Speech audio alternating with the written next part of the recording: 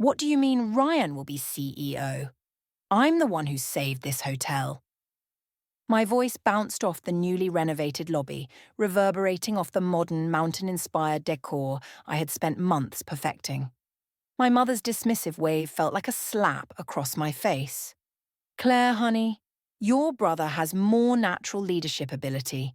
You're too detail-oriented, she said, as if explaining something to a child. That's when Ryan strolled in, hands in his pockets, wearing that smug grin I'd known since we were kids. Hey sis, don't take it personally. Someone needs to handle the day-to-day stuff while I focus on the bigger picture. I'm Claire Anderson, 52 years old, and I never imagined I'd be fighting for recognition in my own family's business. After 20 successful years in hotel management in Chicago, I left it all behind to return to Colorado and help with our struggling family hotel. The irony, I was the only one with real hospitality experience, while my younger brother Ryan had bounced between jobs, never holding one for more than a year. Here's the real kicker. 8 months ago, my dad called me in tears saying we were weeks away from bankruptcy. Without hesitation, I sold my condo in Chicago, cashed in my savings and came back to help. The hotel was stuck in a time warp.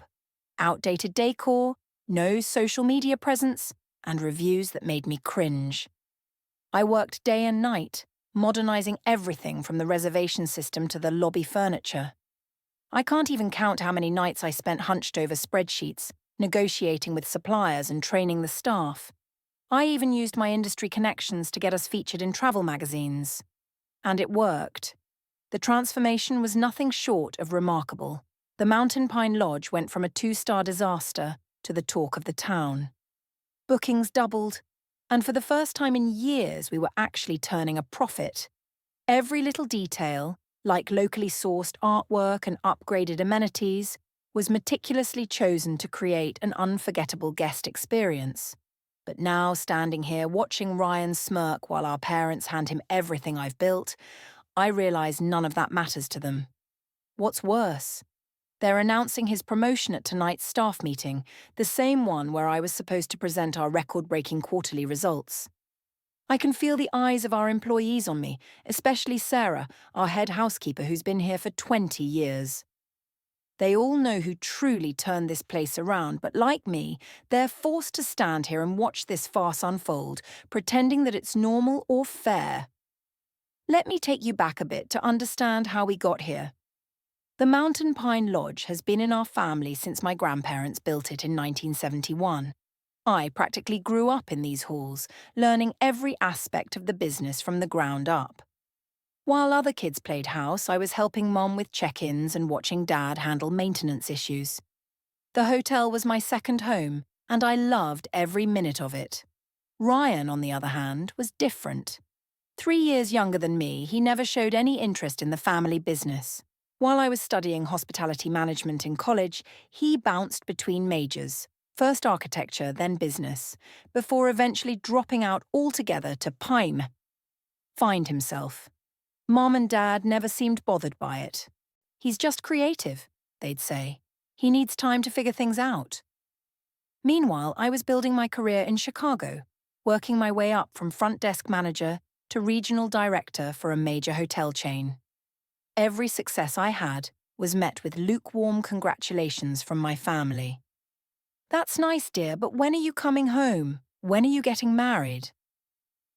It was never enough.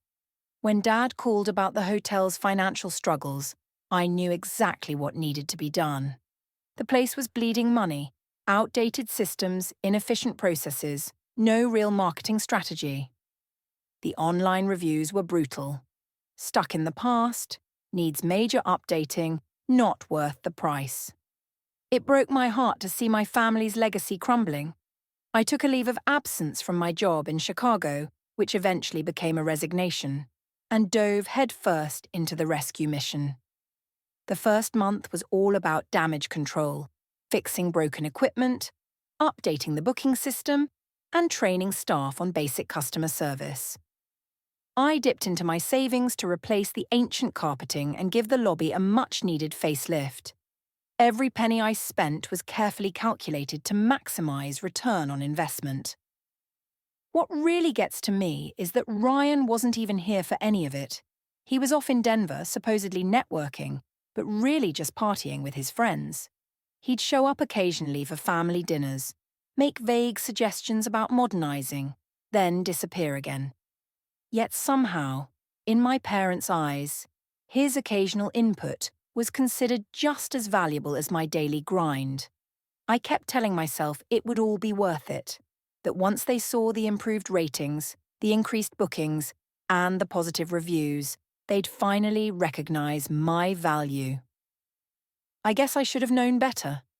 The past 3 weeks have been a nightmare. Ryan strolls around like he owns the place, making changes left and right without any real understanding of how a hotel works. Just yesterday, he decided to cut our continental breakfast service to save money, apparently oblivious to the fact that our breakfast ratings are one of our biggest selling points.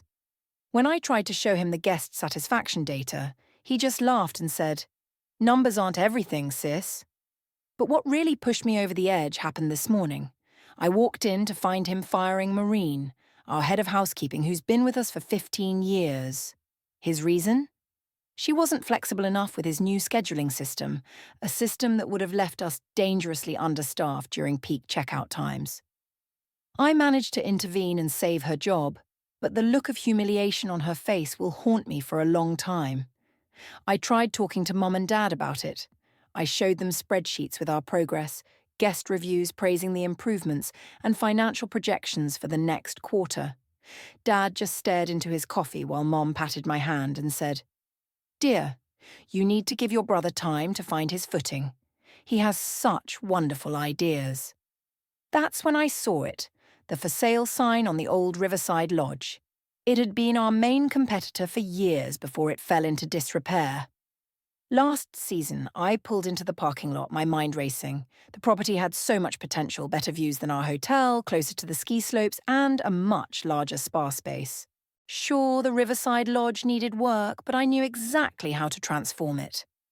I sat in my car for almost an hour, staring at that sign, replaying in my head every time my parents had overlooked me in favor of Ryan.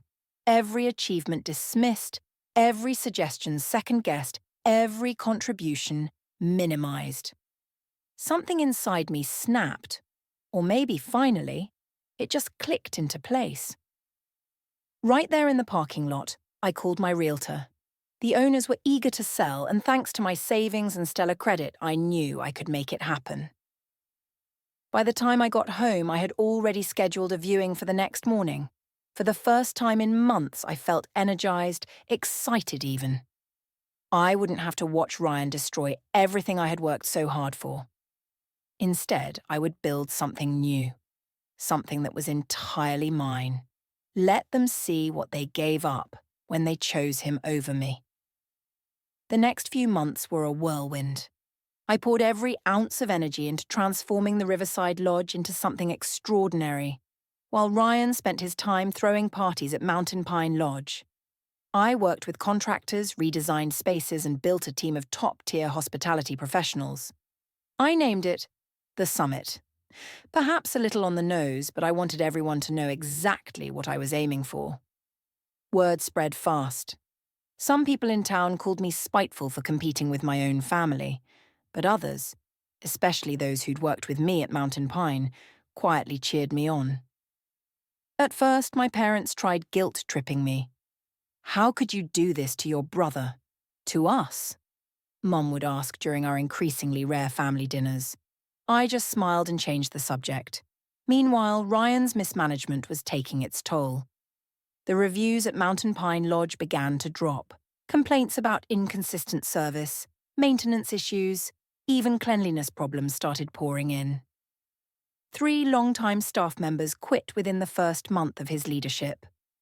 I heard through the grapevine that they had to slash rates just to maintain occupancy. The summit's grand opening came exactly 6 months after that fateful day in the lobby. I'll never forget my family's faces when they walked in. Mom's tight smile barely hiding her shock. Dad's wide eyes taking in the packed house. Ryan's barely concealed anger. The local paper was there, taking photos and interviewing guests about Aspen's newest luxury destination. "You're trying to destroy us," Ryan hissed when he cornered me by the bar. "This is a direct attack on our family." I just smiled and replied, "No, Ryan. This is me succeeding despite our family." The contrast between the two hotels couldn't have been more stark. While Mountain Pine Lodge struggled with basic maintenance, the Summit was making waves with its eco-friendly initiatives and luxury amenities. Every detail I had dreamed of implementing at the family hotel, but had been shot down for. From the locally sourced restaurant menu to the state-of-the-art spa facilities, everything was exactly as I had envisioned. But success brought its own challenges. Other hotels began copying our innovative booking system, and some of my parents' old friends started whispering about how I was tearing the family apart.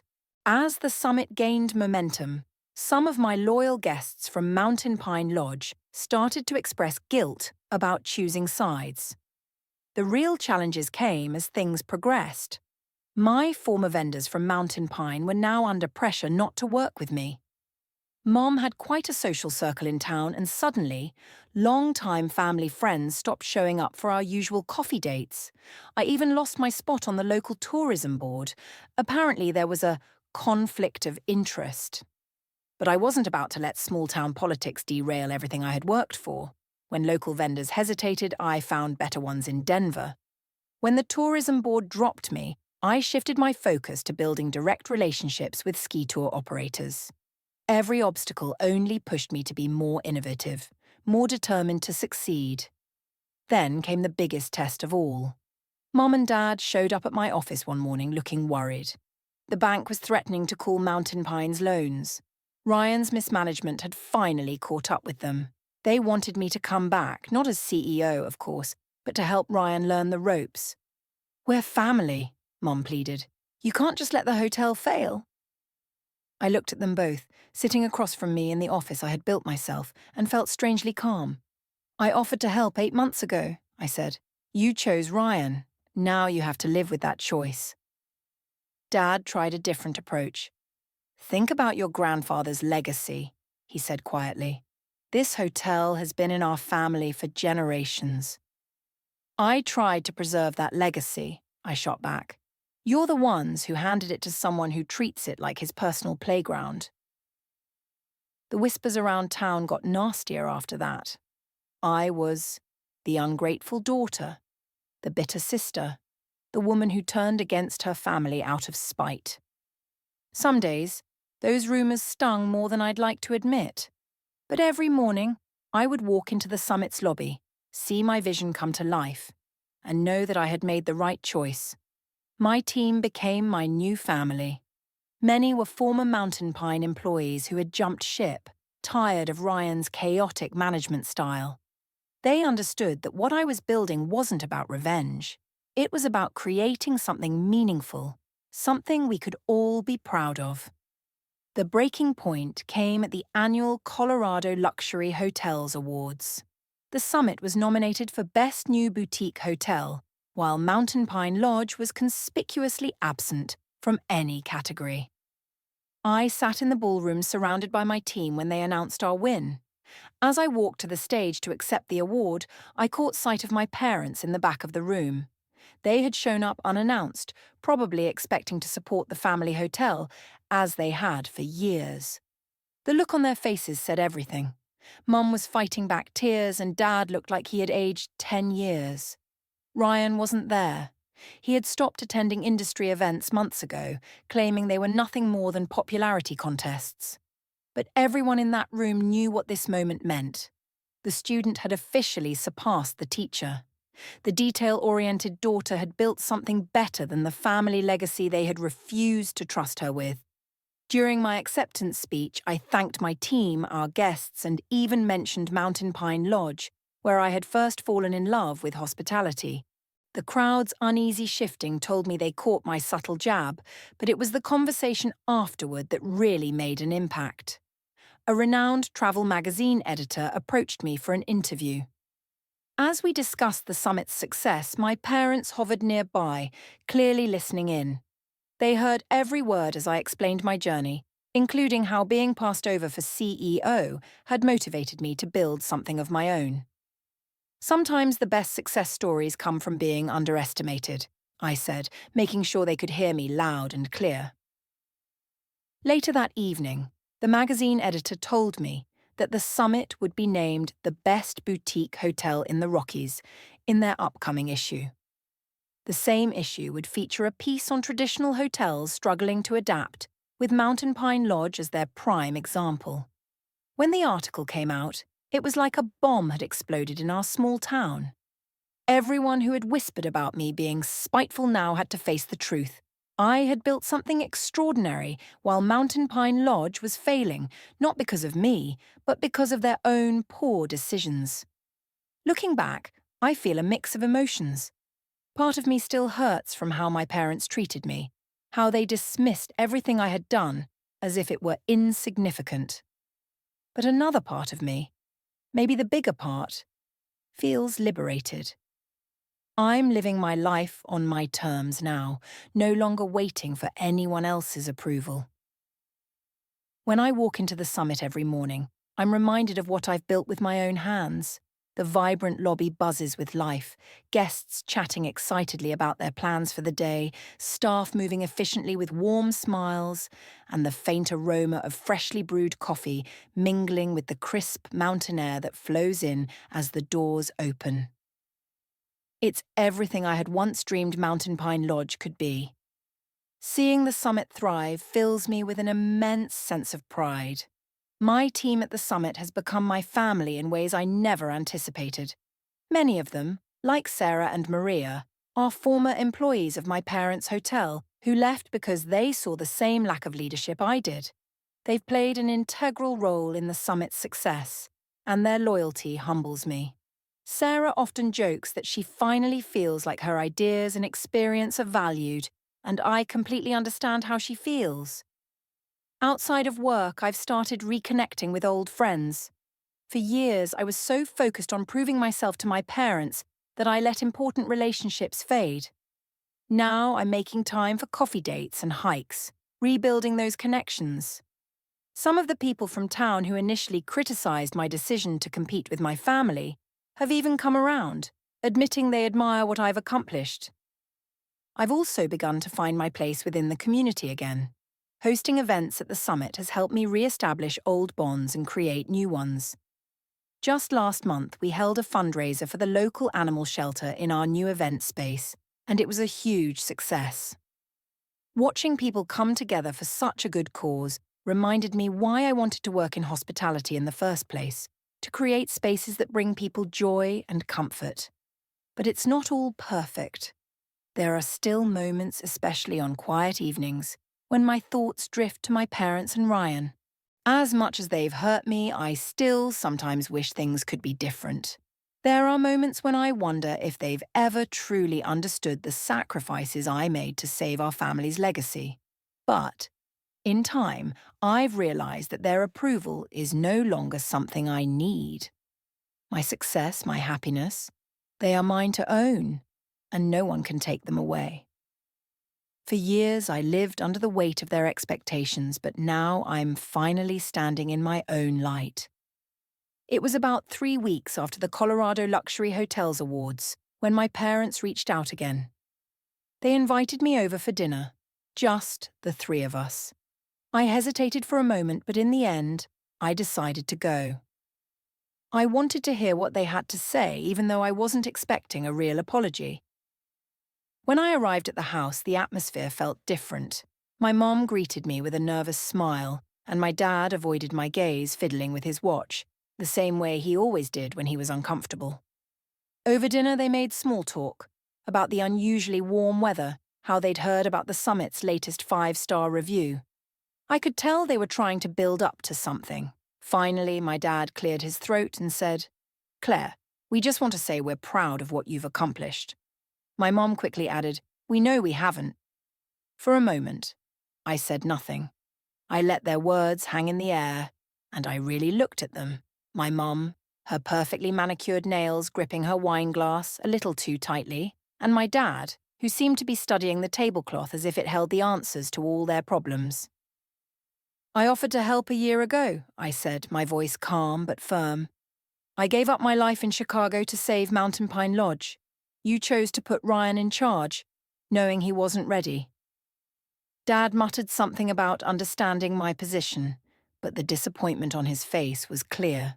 Mom seemed like she wanted to argue more, but for once, she didn't push it. Driving home that night, I felt lighter than I had in years.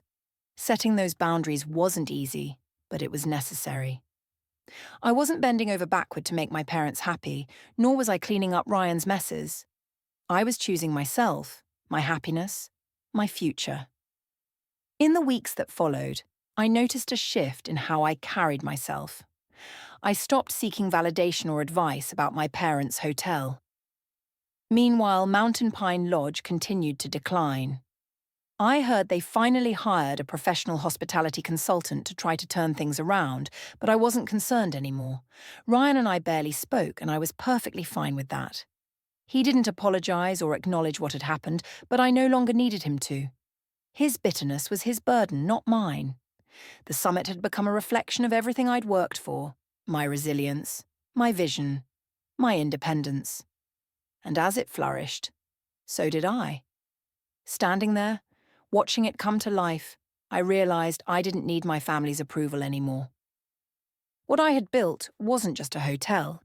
It was a testament to my strength, creativity, and ability to thrive despite the challenges thrown my way.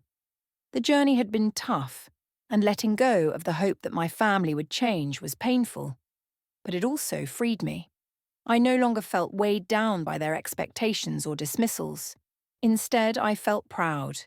Proud of what I'd created, proud of the team I'd built, and proud of how far we'd come. When the summit was announced as the winner, the room erupted into applause. My team cheered as I walked to the stage, my heart pounding as I accepted the award. I glanced at my parents. My dad gave me a small nod and my mom's eyes glistened with unshed tears. It wasn't exactly an apology, but it was acknowledgement, something I had long since stopped expecting, but still appreciated in its own way.